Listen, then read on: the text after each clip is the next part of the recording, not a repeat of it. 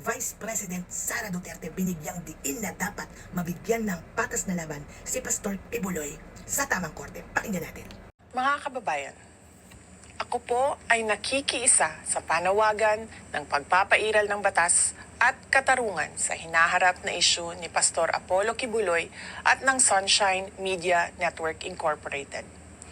Sa mga ginagawang pagdinig ay tila pinatawan na ng guilty verdict si Pastor Kibuloy kahit na nakabatay lamang ang pagdinig na ito sa mga paratang ng mga testigo na nagkukubli ng kanilang katauhan at hindi mapatunayan ang kredibilidad.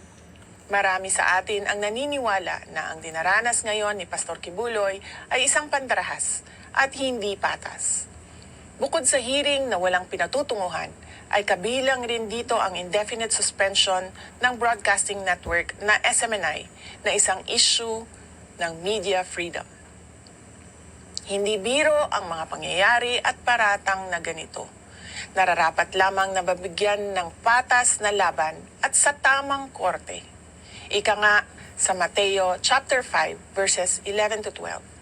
Pinagpala ang mga nilalait at inuusig ng mga tao at pinaparatangan ng lahat ng uri ng kasamaan na pawang kasinungalingan ng dahil sa akin. Magsaya kayo at maggalak sapagkat malaki ang inyong gantimpala sa langit. Alalahanin ninyong inuusig din ang mga propetang nauna sa inyo.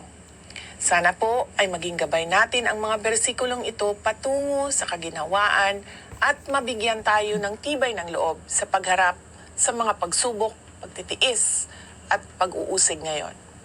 Lagi po tayong manalangin para sa hustisya at katotohanan. Justice and the truth cannot be achieved in trial by publicity, but by a day in court. Shukran.